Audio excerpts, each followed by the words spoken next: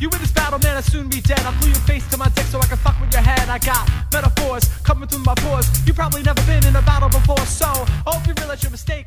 There ain't no party, got some candles, this will be a piece of cake. Folks, welcome to the Before Hours podcast, an internet radio phenomenon hosted by an occasional morning person. I ask the most interesting people I know about their sleep, routine, life, love, stress, and setbacks. If you want to write to us, you could do so by emailing the Before Hours podcast at gmail.com. You could tell us who you want on the podcast, or you could DM me directly on Instagram, Bobby Sheehan, LOL. But for now, good friend, returning guest, the BXG the king of New Jersey, Mark Henley. What's up? It's the BXG, the king of New Jersey, the roast battle king of New Jersey, Mark Henley. What's up, Bobby? This is a podcast where we both talk too fast for some reason. Yeah, but we're chilling still. We're chilling, dude. The thing about us is we're chilling. We're chilling, dude. And you know what? When I decided I wanted to record this weekend, I knew I had to have Brendan Sagalow on the podcast, but he dropped out last minute, so then I got you instead. Yeah, that's cool. I think that's cool. Yeah. Years ago, I used to work in an office, and I would read I was reading an article about how like Amy Schumer embarrassed him on stage. Yes. And I was like, and so at that time, I was like, that's like that guy is like the next famous comedian. You know, that's big. Yeah. And now here I am. With anybody else, it would be extremely rude for me to intro the podcast, I guess, this way, but we're buds. Yeah, I also like, I think with comedy, after a while, you get disrespected so much that you just don't internalize it. We were like, this is what happened this time. Dude, I hosted a comedy show last night where I want to say roughly 1/3 of the comedians acted like I was the help. Which is, it's just, you look at it as like, well, that's, you know, if I was them, listen, I think free will is an illusion, and that if I was them, I would act just as them. So I don't get upset. You know what I mean? No, I think I'd be better than them.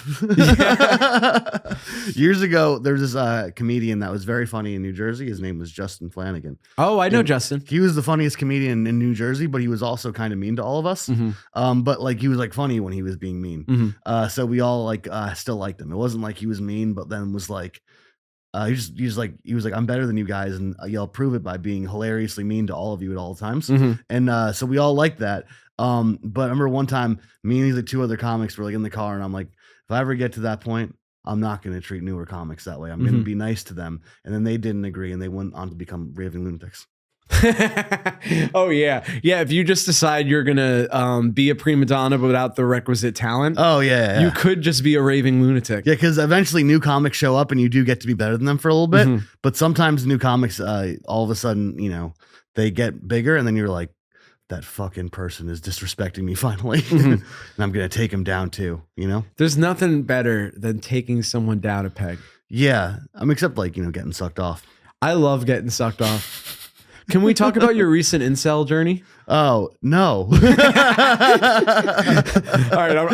I realized as I said this that you continually telling me that you, quote, identify as an incel now was an inside joke you didn't want to release publicly. For sure, but whatever. Basically, like, I was hooking up with someone, and then she like rescheduled a few times. And then, but one of the reschedulings was like before Christmas. We're like, let's meet up after Christmas. And then she rescheduled again for like a week later. Okay. And at that point, I was like, I'm an incel now. You're an incel. Yeah, because she eventually did be like, hey, let's stop seeing each other. But for a few weeks, she was like, let's do next week. And I'm like, dude, next week's great. You know? She was giving you the runaround Sue treatment. You think she was doing that shit to me?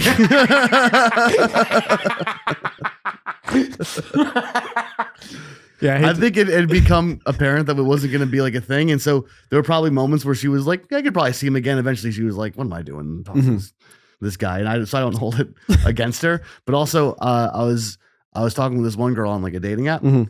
And she came to a comedy show. She's like, I want to come see you at a comedy show. And then she didn't come to the show. Nice. Which is like, I don't care. That's fine. And then she was like, let's go the full thing. So she was trans. And she's like, I'm going to come to a still trans? I imagine. I'm going to come to a comedy show. I want to come to your roast battle comedy show. And I'm like, that's a very bad idea. Because the word tranny will be said at least once. Yeah, they'll say it, and I can't stop them. I can stand up and then make a scene, but I don't know that it's going to help. And then she goes, well, one time I was watching a YouTube video of like a person in a wheelchair roasting a trans person. I thought that was funny. And I'm like, maybe you can come to the roast show. Come to the roast show. And then that day it happened. She's like, I can't come to that. So then a week later, she's like, I'll come to this one. And then she didn't show up. And I was like, that's fine. I don't know this person. And then they texted me and they were like, hey, after the show was over, like, hey, I'm at the bar. So I went down to the bar. She happened to live in Jersey City too. We took the train back to Jersey City and we got back to we were like walking past my place. I'm like, you want to come hang out for a bit? Kind of like, let's see what happens. And then she's like, no, I have a thing to do. And then didn't. So I'm like, oh, I was this close. And then she was like, I was like, hey, let's hang out sometime. And then she goes, can I just come over to your house? It's like a few days later. Which to me is like, we're going to have sex soon. Yeah. That to me is like I don't want to, let's just do it right now. And then she came over to like play video games, play Mario Kart. We played Mario Kart. And then I went to kiss her and we kissed. And then she was like, actually, I usually wait till after we're in a relationship with someone to kiss them. And then I'm like, oh, I've made a horrible mistake. So I've misread this entirely.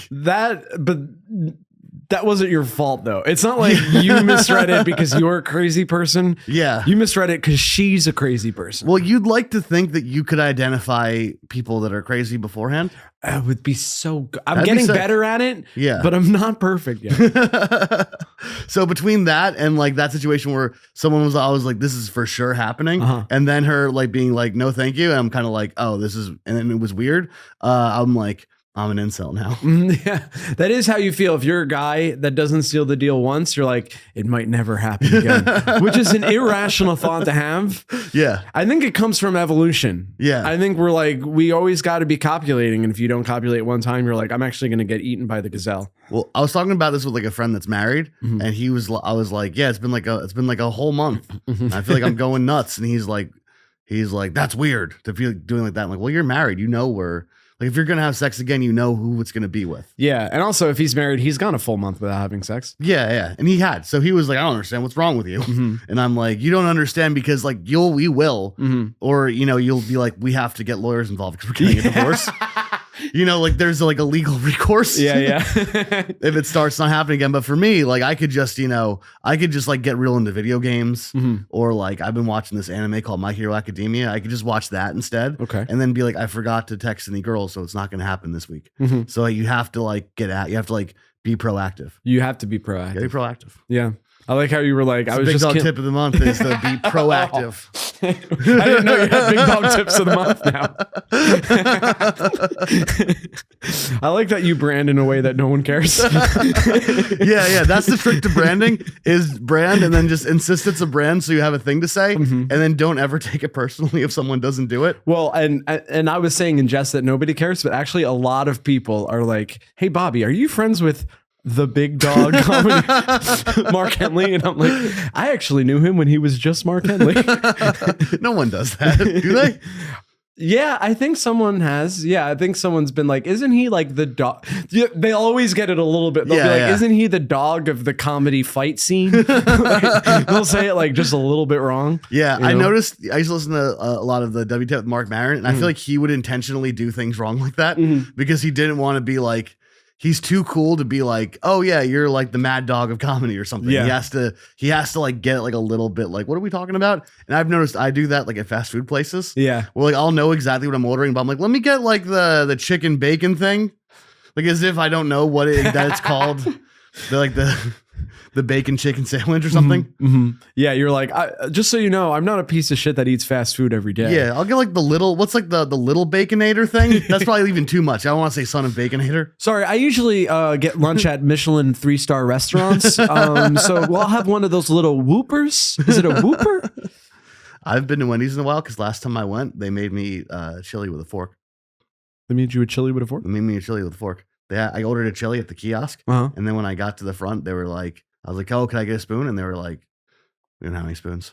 I love that. And I'm like, you don't have any spoons? Like that should be like, there should be more to it. Like I'm sorry, but it was like down by World Trade Center where like everything is beeping and they're like all about to like beat the shit out of somebody. like city fast food is like crazy because people are like about to like, they're about to murder each other. Yeah.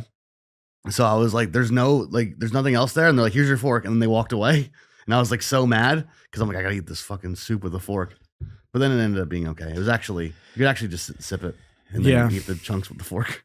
Yeah, it's tremendous disrespect though to the big dog. You and I, first of all, no one disrespects the big dog on my podcast.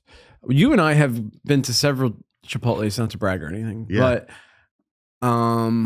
I've noticed, and I've discussed this with you, is that there's good Chipotles Yeah. and there's bad Chipotles. And every time a good Chipotle one has a nice time, the bad Chipotle fucks it up for everybody. They're like, hey, we have forks. And I'm like, that's what you're supposed to do. No, but yeah, because some Chipotles are like very nice. The food's hot. There's no homeless people. There's always some homeless people. There's always some. There's always some. There's nothing you can do about it. But some Chipotles, there's garbage everywhere, and the employees are mad at you for ordering from the restaurant that they work at. And also the food. This is the most concerning part: cold food. Yeah, I don't go to Chipotle's that often, so I feel like I don't usually notice. Yeah. Like every time I go to Chipotle, I'm like, I guess this is just how all Chipotle's are right now. Mm-hmm. So I don't necessarily vibe with like some Chipotle's are bad because I don't go enough to notice the trend. Yeah. But I do see that with certain other fast food places, like some Starbucks, you're there for like 45 minutes for some reason. Yeah. My roommate works at Starbucks, and got robbed yesterday. Oh my God. A guy came in and he was like, I'm taking all of the, like, you know, they have like to-go cups and stuff. Yeah. They're like all those things. He's like, I'm taking all of these and there's nothing you could do about it. Like he yelled that at them. Because like there actually isn't, like, you're not actually, if you work at a Starbucks, you're not supposed to fight thieves because like, you know, that could be a lawsuit for the company. Mm-hmm. And also like, he works in Jersey City at the Journal Square one where like it takes the cops an hour to get there. Mm-hmm. So he says that the homeless people have just been going nuts there, that there's a guy that comes in multiple times a day and then says, I want a refill of his cup. And they're like, you've had this for like weeks, this cup. Mm-hmm. And he's like, damn it, I want a refill. And is like, just gets really angry with them and stuff. And it's, the guy's like big and like very intimidating. Mm-hmm. So they get upset. And then the guy showing up yesterday being like, I'm stealing everything and there's nothing you could do about it. And he was like, yeah, you're right. Nothing I can do about it. But do you think that's a sign of bad things to come for society? Yeah, I think so. There's this weird creep that's been happening for a while. Yeah. Where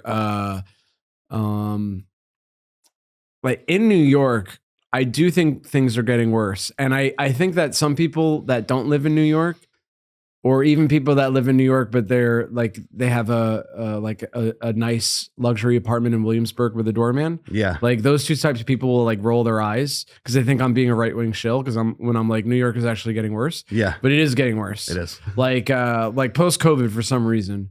Like I've been attacked by 2 different homeless people for literally doing nothing. You were attacked by homeless people? Yeah. They didn't physically touch me, but they were like their MO was to make me like afraid with their like body and voice. Yeah. And one when I was walking through a subway station, someone just came up and went, "I'll kill you, motherfucker."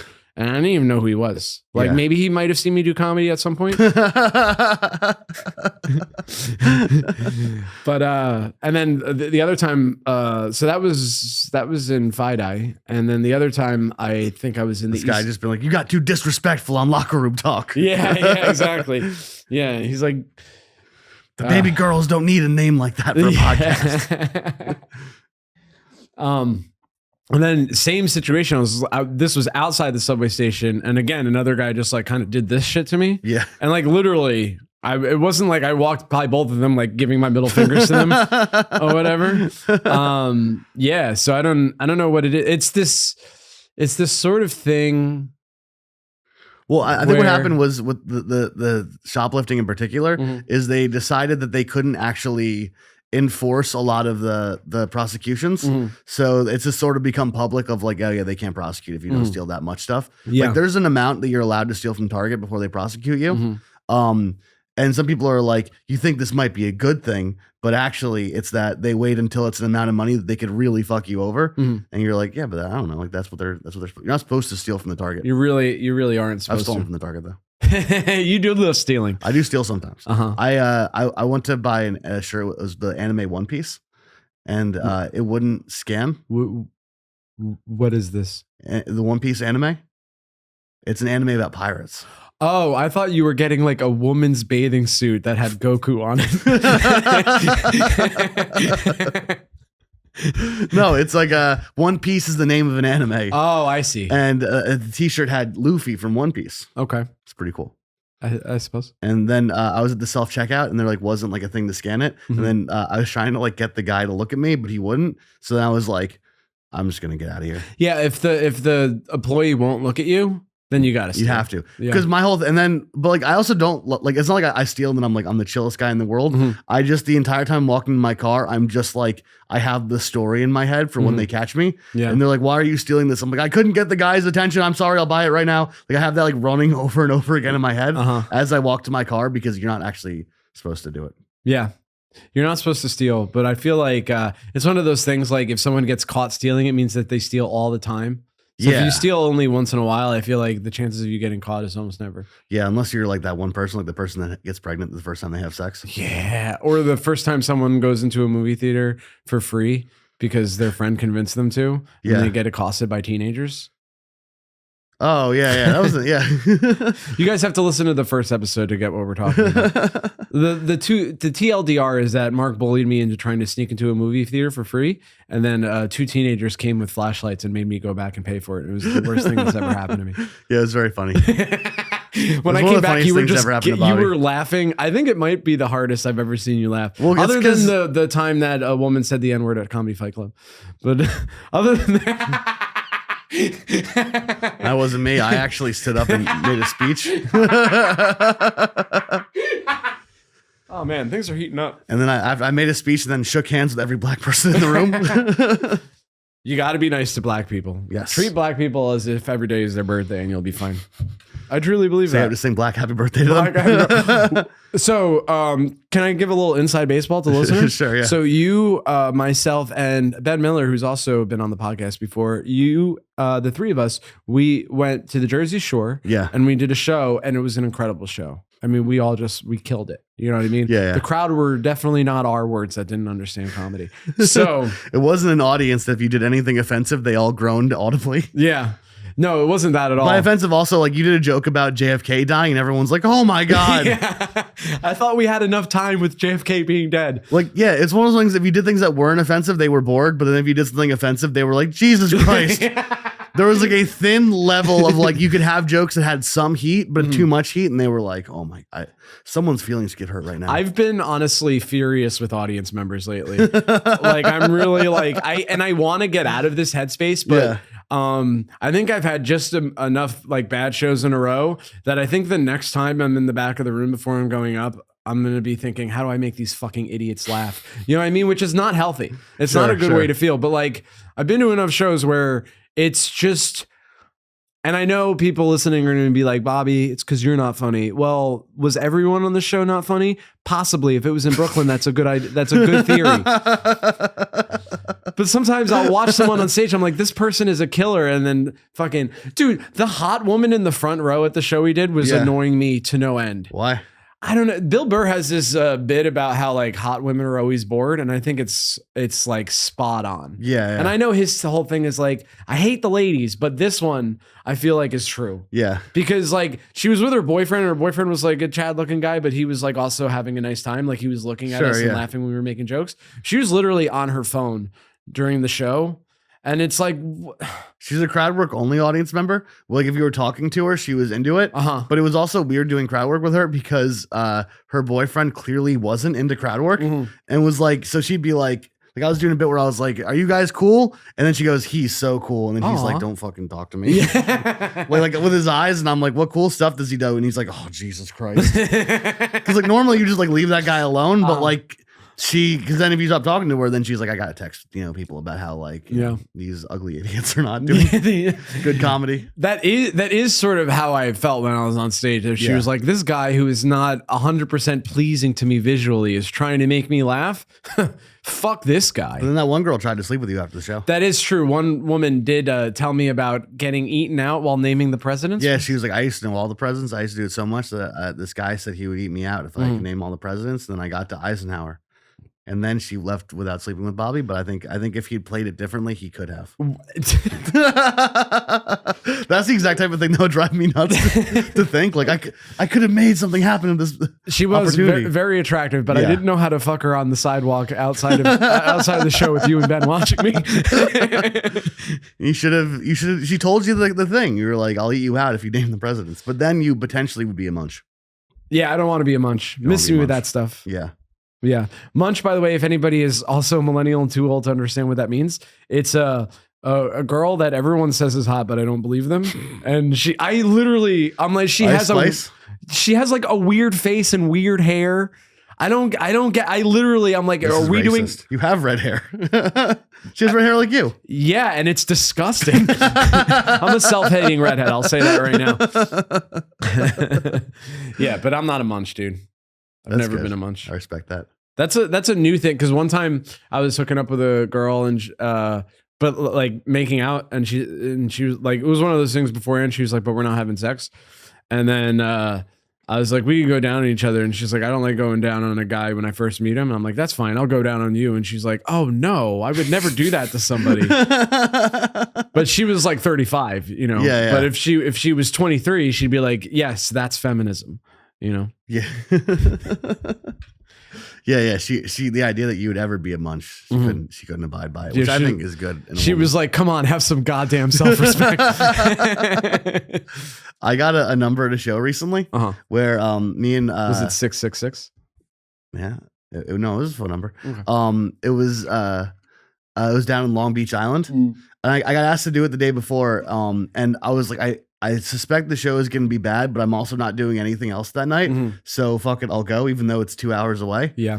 And then I found out a friend was going down there. So I was like, oh, fuck, I'll ride with him. That'll be fine. And so the whole time way down, we're just being like, oh my God, this show might be bad. And we're driving 2 hours to do this for an amount of money that you wouldn't do if it wasn't an activity you didn't love doing. Yeah. You know, like if someone was like, hey, you want to like, this is the amount of money we're paying you. Would you come like move some furniture? I'd be like, fuck you, go 2 hours to move furniture. And like, how about you do stand-up comedy for people that don't want to hear it? I'm kind of like, yeah, that's fun. That's more fun than being at my house, I think. I'm listening. And like the show is, you get there and sometimes it was an ambush show. So you're doing it for like just the bar. And ambush show means that the people that are in the room didn't know that a comedy show was happening. So you're kind of like forcing a comedy show on them. Yeah. And the place, Long Beach Island, is down in New Jersey. And it's like this like very thin island that if you like stand in the middle of it, you can look one way and then look the other way. You can see the coast on both sides. It's like a very beautiful place, but it's the winter. So no one's there. Almost every house is dark. And I grew up by the shore, so I kind of like a shore town during the winter because I like that no one's there, but it's like still like the beach or whatever. So we're going down there. I'm like, I think it's gonna be fun. And we get there, and it's like not the worst case scenario for the bar show because everyone there is at least like listening. And while it's too big of a room and no one cares, the show is like happening. You know, you go up there, you're gonna have a low energy set that you're going to get through fine. And then you're going to be like, you know what? I did the best I could. And then before the person before me, during the middle of her set, a party bus shows up.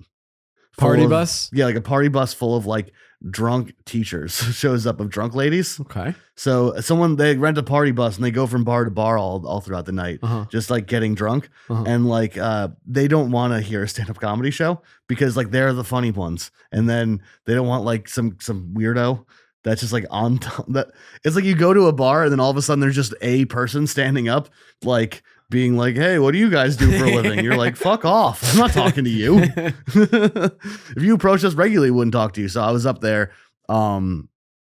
And I got through it just by doing like crowd work stuff, trying to be like, which one of you single? And then they're kind of like, ooh. And eventually I was like trying to set up the one single girl with the guy across from the bar, and they kept trying to hook her up with me. And then she like gave me her number afterwards. Oh my God. And I was like, hell yeah. And then we discussed it over text, and she lives too far away. Yeah. She does live too far away. Yeah. I'm not going to drive to Cherry Hill, New Jersey to date someone that I met that was drunk at a thing. I'm not. No, you can't. You know what's funny though? If that happened to me when I was 26, I'd be like, yeah, I'll have a long distance relationship with a woman I met once. But now I'm 33 and I'm too tired. Yeah, if she was like a little bit more like, hey, we can hook up if you come to Cherry Hill, I'd be like, I'll be there. But it wasn't, you know. But if she's like, listen, I have 2 young kids and I'm looking for a man to step up. Yeah, you'd relocate your life. Yeah. Like, I'm a Cherry Hill comic now. You go to Philly a lot? Yeah, I guess you would have to go to Philadelphia. Yeah, you'd just be living outside of Philadelphia. Oh, yeah. That's so what was I going to say? Oh, the thing about I'm looking for a real man to step up. Yeah. Do you see that on dating apps? Oh, a little bit, but I don't think I don't see it that often. I don't think that whatever like the algorithm sees, I think they don't give me a lot of like hot milfs in my area, you know? They don't give you hot milfs in my I area. don't think they give me hot milfs. Well, in my I've been area getting milfs in my area in my cache, but Yeah. I wouldn't say hot is the is the word I'm looking for. Well, you would have to though, because milf implies that they're hot. Oh, Because mother, I'd like to fuck. oh, So if they're unhot milfs, you just would. That's just having sex to have sex, okay. which I know you would never do. Oh yeah, no, I would never get the poison out of my system by any means necessary. Malcolm Xing this shit, you know what I mean? But Malcolm X do? because by any means necessary, Oh, okay. he said by any means necessary. I was watching the movie Soul Plane the other day. You ever see Soul Plane? Oh yeah, And it's a movie about a guy who his butt breaks, and so he buys an airplane. He sues and he buys his own airline. this for is black Kevin people. Hart, isn't it? Kevin Hart. He sued and he the terminal that the airplane is kept in is called Terminal X, like for Malcolm X. That's a good bit. Do you think that's a good bit, or do you think that's offensive? to Malcolm X. It's not. No, I don't think it's offensive. Although that crowd in New Jersey would have gasped at it. The same crowd that was like, "Don't you dare make an easy joke about JFK They would have getting clutched shot." their pearls if we turn on Soul Plane for them. Oh my Maybe god! they would have liked it better if we made them watch Soul Plane instead of watching the comedy show. Oh man, it's because you went up first and you were doing crowd work to people that didn't understand the rhythm of crowd work. Yeah. And then sometimes when a comedian is doing crowd work and the crowd doesn't respond, you segue into material. Yeah. And then they're like, oh, okay, this is like late night talk show stuff. Mm-hmm. Yeah, I know this. And then, but they also seemed confused by that.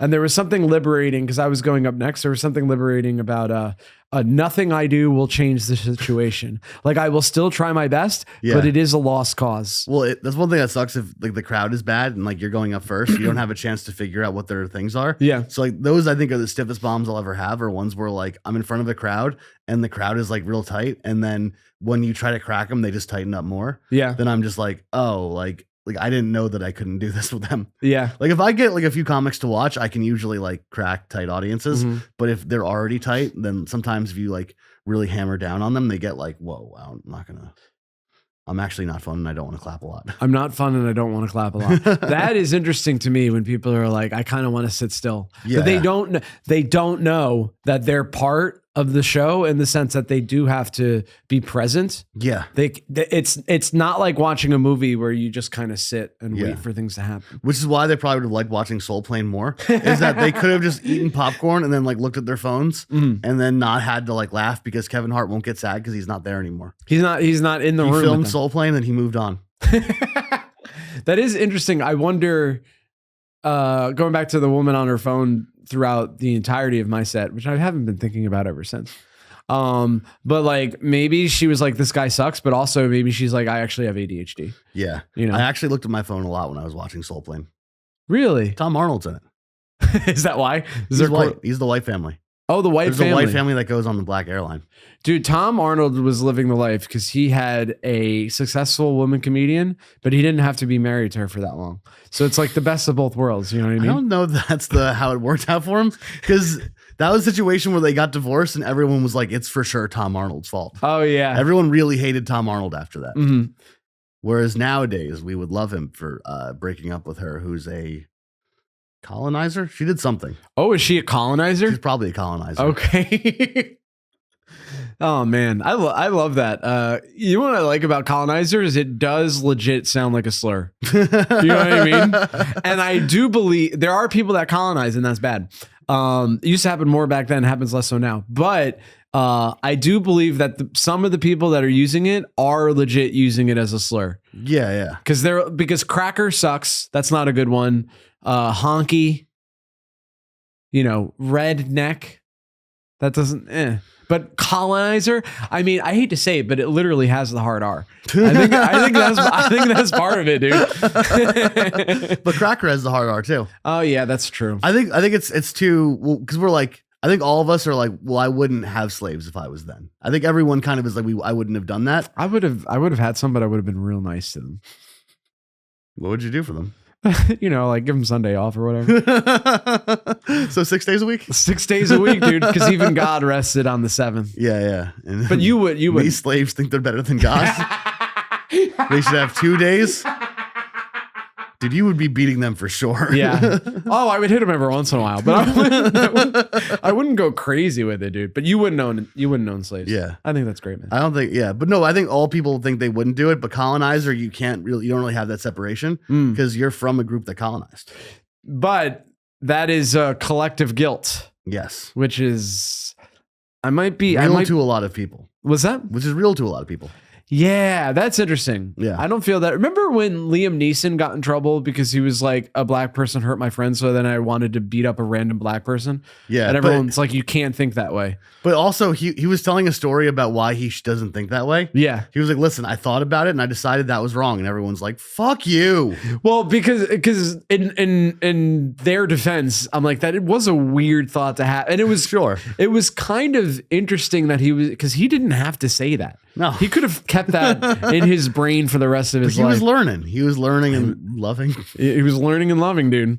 Plus, he's Irish, dude. I mean, to be Irish and not racist is pretty incredible. And I'm aware of how ironic that statement is, but I'll stand by it. The Twitter sometimes goes on a whole X sometimes goes on the whole thing about how I don't understand, because sometimes you'll see like a big racial debate on there where you don't understand what any of the origins are, or why they're talking about it, where they'll be like, listen, I know Ireland is all white people, but they actually are not colonizers. They're the natives there. And I'll see that brought up on Twitter. I was seeing that brought up on Twitter like every day for a few weeks, and now it stopped.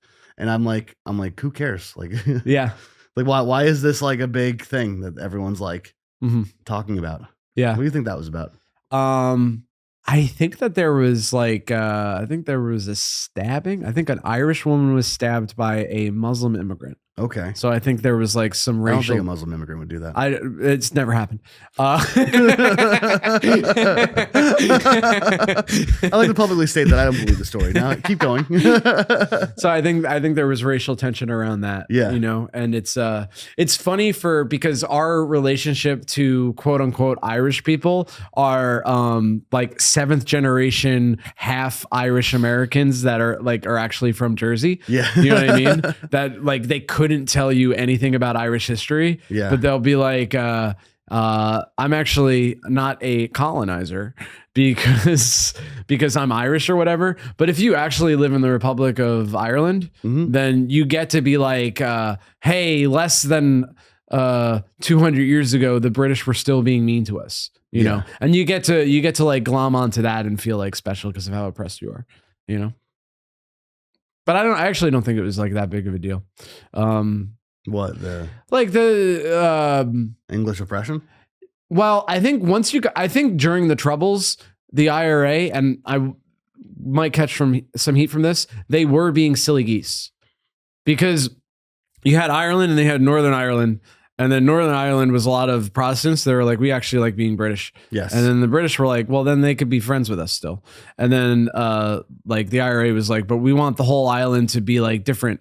And the British were like, you basically are. And they're like, not in the way we would like it to be. And then so they did terrorism for a little while. And I want to go on record as saying I'm against terrorism. Because it's bad to kill innocent people, but also if you're doing terrorism, you are being a sore loser. You know what I mean? Because that's the only time people do terrorism is when they're like, oh, our enemy is like too powerful. Yeah. You know? Otherwise, it would just be a war. Exactly. Yeah. I don't know. I figured out the troubles. My grandpa was Irish Catholic. Yes. And I saw him recently, and he says he didn't like my shoes. Well, he was like in his like we went to visit him at the nursing home, and it was interesting because I like when people are feisty, and my dad doesn't feel that way. My dad would like my grandpa to be a good guest at the nursing home that like showers when they tell him to. And he's not a good guest at the nursing home. It doesn't seem that way.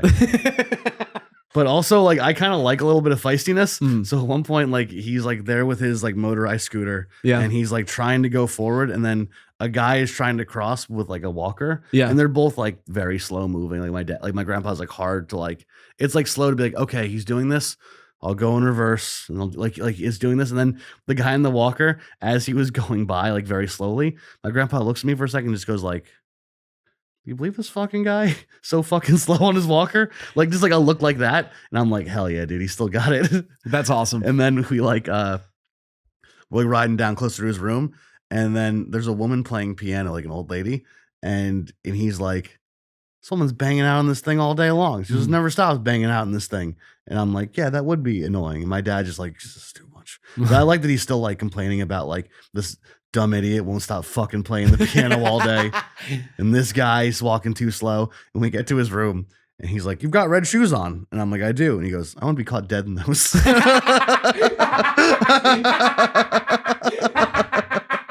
I love that, dude. Dude, anyone can get it when Grandpa Henley's around. I love that. Dude, if you're an old person, you should 100% be cranky and mean to everyone at all times. Because at no point will like the guy playing the piano at the nursing home be like, "What the fuck did you just say to me?" And then like they have to throw hands. Yeah, like yeah. that's not gonna happen. It might, who knows? Yeah. People do that. And then they like they might this old wrestler, he like got dementia, and then he beat another old man to death. So that does happen sometimes. Really? Was it Yeah. Matt Maron? No.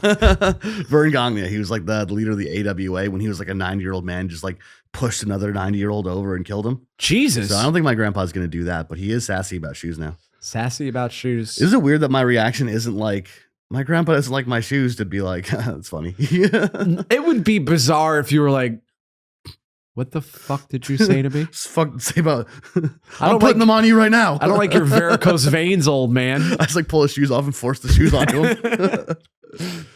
You make him kiss the bottom Wear of some your shoe. cool shoes now, old man. I remember one time, because I grew up Catholic, and in order to make your confirmation, which is like our version of a bar mitzvah, Yeah. you have to do community service for a little Okay. while. And our version of community service at the school I went to was we would go to a nursing home and like spend time with the old people that didn't have anybody to visit them. Yeah. Which was sad, unbelievably sad, depressing, and at times terrifying. Yeah. I remember one time I walked into this room and an old man who definitely had dementia like stood up and started taking money out of his wallet. And I was like, there's no way, even as a 14-year-old, I was like, there's no way I take money from this old man who thinks I'm his grandson. There's no way I can do that. And they eventually had to implement a system where like you'd be assigned an old person, because what happened is there would be old people that were fun to hang out with Yeah. and old people that weren't fun to hang out with. So we would all, try to hang out with the fun old people. Yeah. And which is like the opposite of what they wanted to happen, because then the people that were like the loneliest, because lonely people are uncomfortable to be around. Sure. I mean, you and I both do comedy. We know how that goes. But I remember there was one lady, she must have like just turned 65 Uh-huh. and she was fine. I'm sure she had like a physical reason why like she couldn't be like alone, Yeah. but she was like cognitively there and like fun and like a joy to be around. And so we would all like there would be like a dozen of us just in the room listening to her tell like old stories or whatever. Yeah. But and then whatever administrator walked by and they were like, "All right, we have to like pull some of you guys and put you with the unfun old people." Yeah.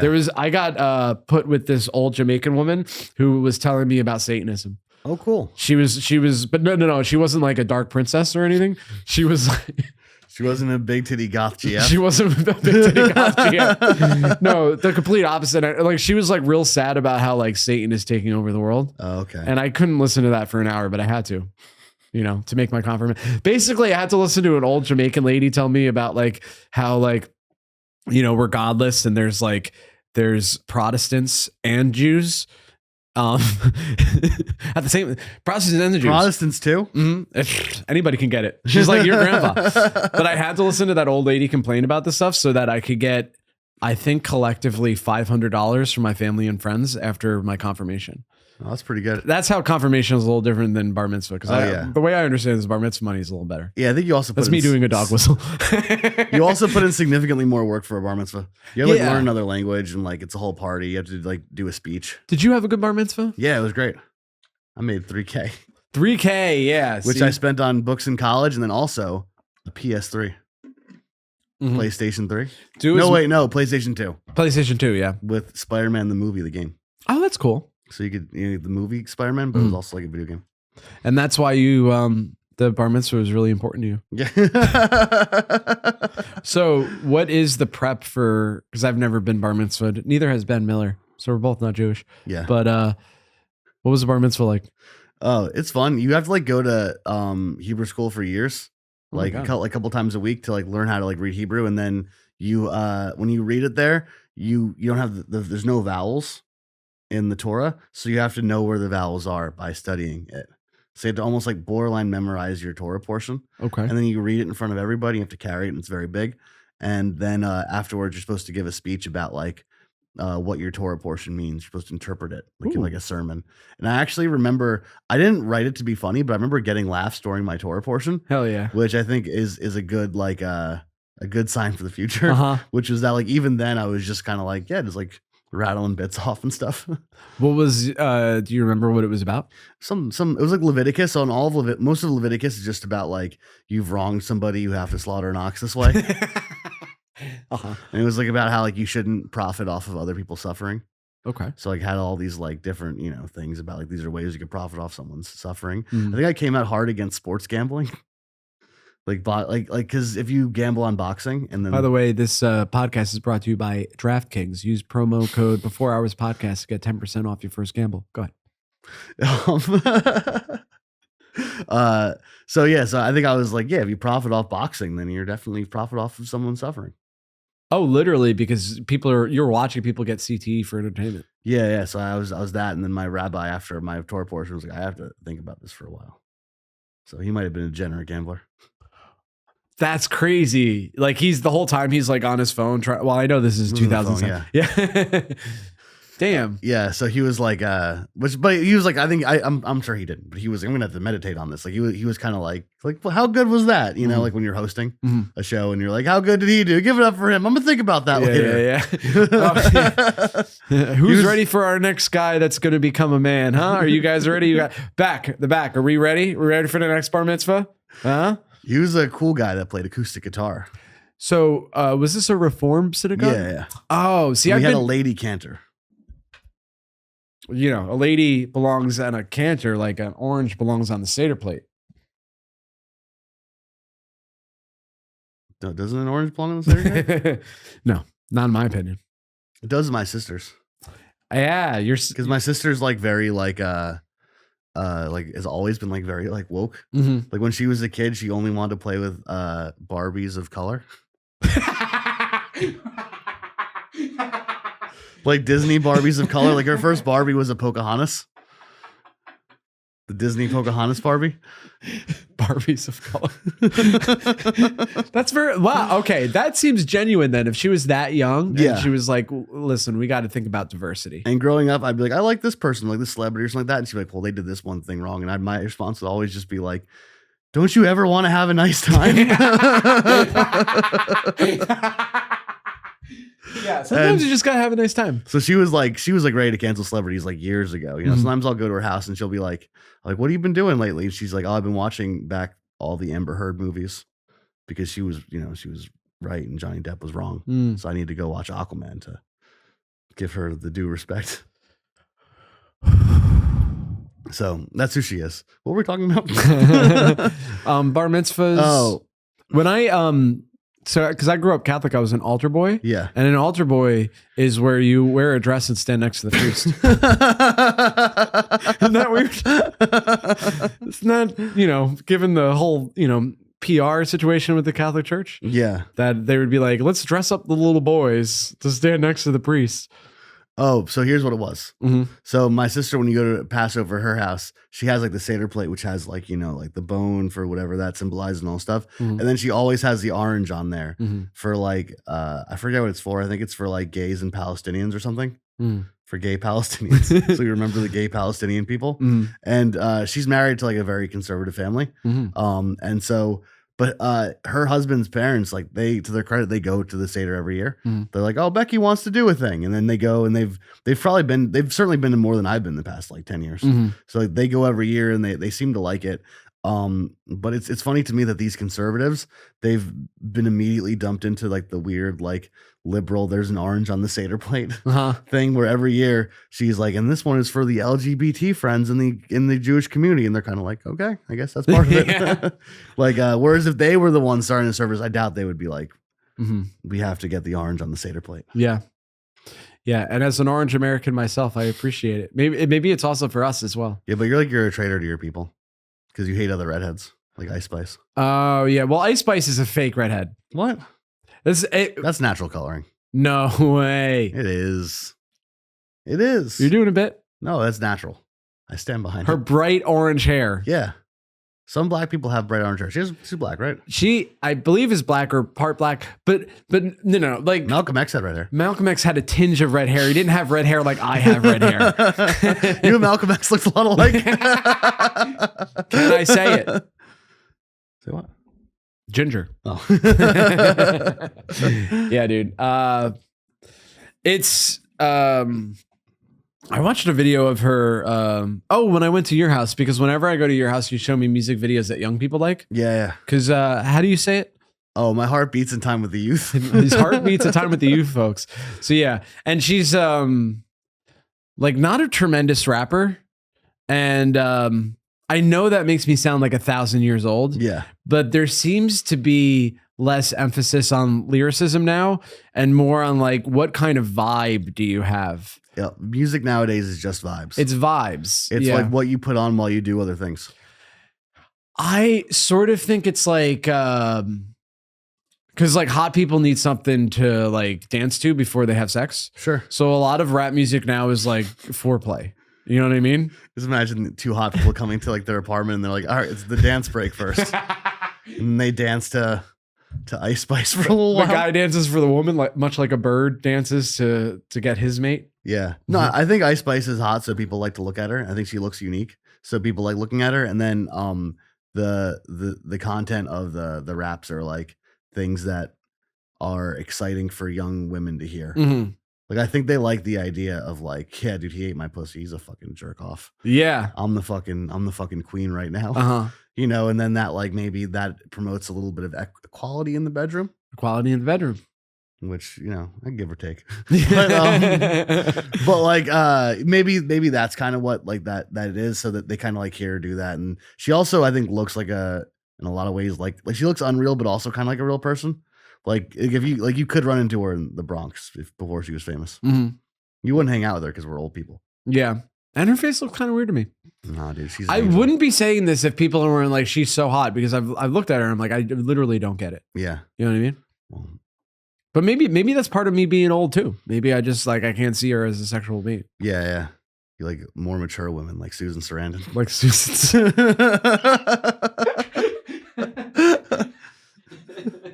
Her big naturals. I am a big fan of big naturals, also small naturals, any sort of naturals, or fake titties, big fake titties, small fake I titties. don't think I've ever encountered fake titties in real life. No, I don't think so. I've definitely seen women with obvious fake tits, but I've never because I feel like if you're putting that much money into how your tits look, you're not going to let someone like me touch them. That's not a good ROI. Yeah. You're going to have to get a little bigger comedy before you get the fake titties. I have to at least sell out a theater. Yeah. Not perform in a theater where everyone's mad at me. Now you got to get past the cellar and then you get those fake titties. Dude, I know several comedians that are passed at the cellar, and then they do comedy clubs that are nice enough to let me perform at them, which are less nice than the Comedy Cellar, of course. And they seem to be upset that the crowd isn't infatuated with them immediately, which makes me wonder, how good are these Comedy Cellar shows? Yeah. Because maybe my perception is like so off, but like I've done a show at a smaller club where like I'm like, this is a half a dozen people that aren't angry at me. Yeah. And look at them smiling and nodding as I say things. And then like someone will go up and be like, yeah, I'm gonna have to fucking have a drink after this set. I'm like, what kind of crowds do you perform in front of? Yeah, they're hot immediately. Yeah. You go out there and like, I can't believe this guy's here. Yeah.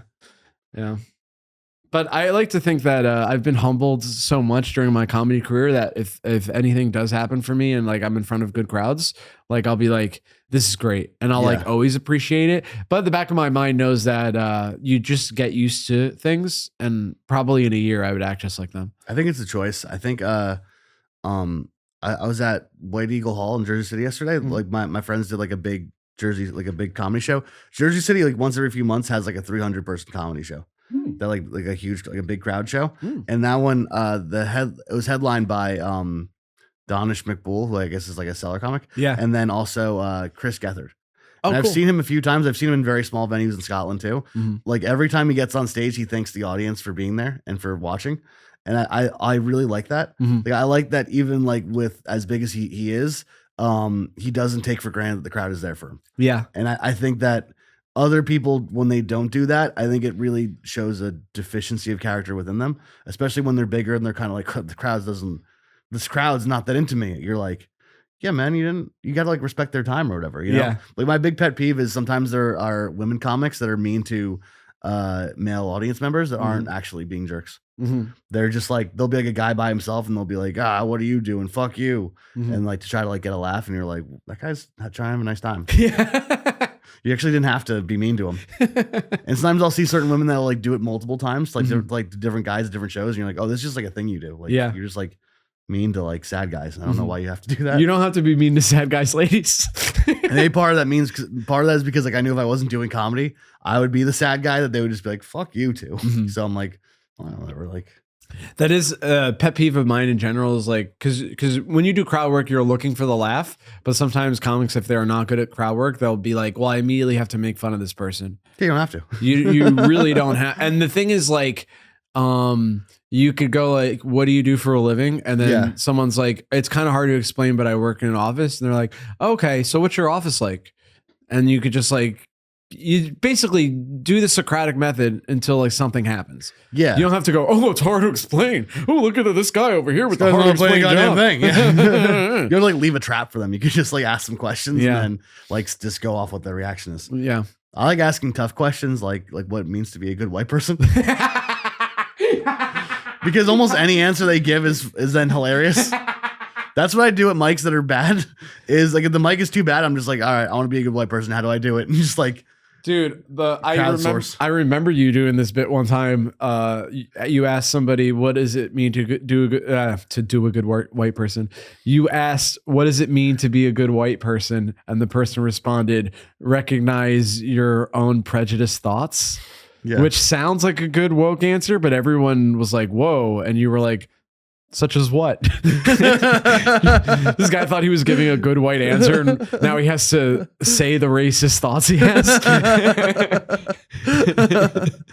Yeah. That's what not all crowds like that. Yeah. Some crowds you do race beating crowd work and that race baiting crowd work, and they actually don't find it funny. They find it upsetting because they're like, I'm gonna be in trouble. But I kind of like the idea of like I do like a premise that's going to get me in trouble, and all of a sudden we're all in trouble together. Yeah. Because if you're going down, you're bringing everyone down with you. Might be a troublemaker. Yeah, a little bit of a troublemaker. You do bring a bit of chaos into the crowd work, which I find fun. Yeah, that's my favorite part of stand-up is the chaos of it all. Like I like that because I used to love chaos when I was younger. Like I like being calm too, but I like having like chaotic outlets. So that's what I loved about drinking was like you'd get drunk, you'd go hang out, you'd yell at people, you'd have a whole thing. Sometimes you would like you'd hijack the jukebox and just put on annoying music all night. Like I used to love all that. And then I got beat up outside of a strip club once and I was like this is too chaotic. Yeah. So I like stand up because I don't get drunk beforehand and I could just like be chaotic on stage, but then still, not be drunk and know what I'm doing. Chaos within limits. Yeah. Cause I think drunken chaos is very joyful until it's like dangerous. Yeah, until you're like in prison or getting beat up or something. Yeah. Yeah, whereas stand up you can kind of like still have an idea of like what's going on around you, and you don't have to like get yourself beat up by strangers. Yeah, it's interesting because I used to be a drunk lunatic and then I stopped drinking altogether, and then I started doing stand up, and then it was like, oh, I could be a lunatic in a way that's like structured. like I'm a lunatic until the host in the back of the room shows me the light that lets me know that I have a minute left, and then I know I have 59 more seconds to be a lunatic. But then I just sit down and like drink my water. Yeah, because that's one of the things with stand up is that people know that it ends at some point. So like when you start running the light and you're a lunatic, that's when problem actually becomes like things become a problem, especially at mics. Where like if you're doing something annoying and then you run the light, everyone's like, "Fuck you, get off the stage." Whereas if you're doing something annoying and you get off stage, everyone's like, "Oh, well, it was over." Dude, that's okay. So people that don't know what we're talking about, the light when you're at at an open mic, if you're at an open mic, you get usually 5 minutes. And then when you have 1 minute left, the host will usually show the light on his phone. Yeah. And that lets you know, like, you got to wrap up what we're saying. You got less than a minute. And usually people will just finish their thoughts and that's it. Yeah. But sometimes there'll be a new person and they, even if they understand what's happening, I've seen this multiple times where like, it's been well over a minute and the host like awkwardly stands up and tries to like take the microphone from the guy or the girl. And they're like, I just want to finish this thought. And, even though I complain about New York comedians, every single time, everyone in the room is like, no, that's not how this works. You know, sometimes if your thoughts don't fit into 5 minutes, then you have to get off the stage. Yeah, and the whole thing, I just want to finish this thought. Like while the host is standing up next to the mic, no one cares. Like the bit's not gonna hit. People aren't like on your side of like, oh yeah, I'll do this. You know, that's my big thing. Is like if there's like a newer comic that like runs the light, I'm always just like, oh fucking. Someone should shut this down. Like they kind of need to be told, like, "Hey, this is actually very unlikable." I remember one time before I even did stand up, I was reading like a wiki how to do stand up. And one of them was respect the light. It's more important than being funny. And 100%. Yeah, 100%. Yeah, that's actually the one thing because in Jersey it's like a smaller scene where like someone can show up and then they become part of the community like immediately. Like it takes a long time to be part of the New York comedy community. 100%. Whereas in Jersey, like you're there within like a few mics, like within a month or so, you're kind of in the community. And the people I hate on the most are the new comics that like are okay, that don't know that they're actually very bad and run the light. Like not that they're very bad. Like they think that they're like the comedy's been waiting for them. Yeah. And they're like, finally, this guy showed up, and you're like, you actually are okay at impressions, and that's it. Yeah. And you're actually like, you running the light. No one needs to see you run the light. It's actually more important that you don't run the light. And it's almost like the Dunning-Kruger effect. Yeah. Where it's like sometimes the funniest people I know, as soon as they get the light, they leave. Yeah. Like I'm like, if anyone could have run the light or at least came close to running the light, it'd be you. Yeah. But the self-awareness that makes you good at stand-up also means that you know that not everybody wants to listen to you for the whole night. Yeah, you have to know that it's like time to go and it's time to go. And that it's kind of like sometimes it's better to like get off at a certain point and rather than try to drill down for extra time. You can't drill down for extra time. You just can't. I don't know. Do you have any stand-up pet peeves right now? I don't know. I feel like we covered it with like we did cover a lot. Covering the light, women that are mean to men for no reason. It'd be different if they were jerks. If they were being jerks, I would get it. But like when a guy just by himself and then they're like mean to him for some reason, you're like, why? That's not. He could be here by himself. That's fine. Because my thing is, I worry that I could be a creep, so I try to like run through my head ways to not be a creep. Like anything I do that's even on the bubble of creepy, I just try to like, all right, well, what was I doing? What should I change? Like any of that stuff. Like like when you're walking in the city and then there's a woman ahead of you and she keeps looking back at you like you're following her. And you lick your lips. That's one of those things where you're like in my head the whole time I've just had like I'm just walking this way. I am not talking to you. I'm not doing this. I'm not doing that. So like I try to like check myself on being a creep. So I think if there's not sufficient creep things, like if a guy just by himself at a show, I don't think that's enough to. If he's just existing, you actually can't be mean to him. Yeah. My new favorite thing is again comics that have gotten opportunities that I haven't yet gotten, which is fine. But there'll be a fine, like the crowd's fine. Yeah. And then they'll be like, what I like about you guys is that you laugh, but then you just stop. And I'm like, yeah, that's how laughing works, you fucking idiot. What does that even mean? That's a level of entitlement where it's just like, you guys aren't laughing long enough. Yeah, yeah. I feel like I've heard people say that. Is that like a stock line now? I think that it is. Or are we just thinking about the exact same person? Because I can't picture exactly what they look like. Yeah. I can't either. But I will say that they're Chinese. They're not the same person. Oh, okay. Oh, interesting. Okay. Well, we'll talk about it off mic. Because laugh and just stop is like I almost see it like sometimes of the it's like a bit of it can loosen the audience up a little bit. Or they're like, okay, I could laugh a little bit longer, but you have to. If you do too many of those things, then it's like very cheap. There's a comic I'm thinking of that does scripted crowd work, and it's literally no matter how great the crowd is. Yeah. The scripted crowd work is about how much the crowd sucks. And the most charitable interpretation I could think of is that like their brand is like cranky guy. Yeah. So he's like, that's how I establish that I'm cranky. Yeah. But the less charitable idea is that he's so spoiled from good crowds at the Cellar that he thinks anybody that's not immediately like kissing his feet is like disrespecting him in some way. Yeah. That could be true. Mm-hmm. You know, I don't like when someone asks the crowd a question and then they say their answer and then they don't do any riffs on it. They just go into their bit. Mm-hmm. They're kind of like anyone here see a movie lately and they go, I've seen this. And then you're like, well, I saw this thing. You don't have to do the crowd work part. Just cut that part. You don't have to, you don't care what their answer is. At least try a thing, you know? You say that, but there are people that have conversations that way too. I bet you a person that does that on stage also does that off stage. Yeah. They're like, how are you? And then you're like, I've actually been thinking about suicide. And they're like, I'm going to a party tonight. Well, Mark, if anybody is contemplating suicide and they need someone to talk to, how can they reach out to you? To me? Yeah. You think I'd be good at that? Yeah, I think you would be great at it. Don't reach out to me for that, but if you want to like talk wrestling or chat or whatever you want to do, I'm at Mark Henely, Henely, on Instagram and TikTok. Yes, that's where you find me. I'm also on Comedy Fight Club every week, at Comedy Fight NYC. And that's it. Yeah, definitely follow Mark on all of those things, especially Instagram, because spoiler alert, there's a reel coming out in which the two of us kiss. Yes. I do. I also do on Instagram, I do a show called Lying with Friends, where it's basically like I film like a podcast, but I just release like 1 minute at a time. It's like promoting a podcast that doesn't exist.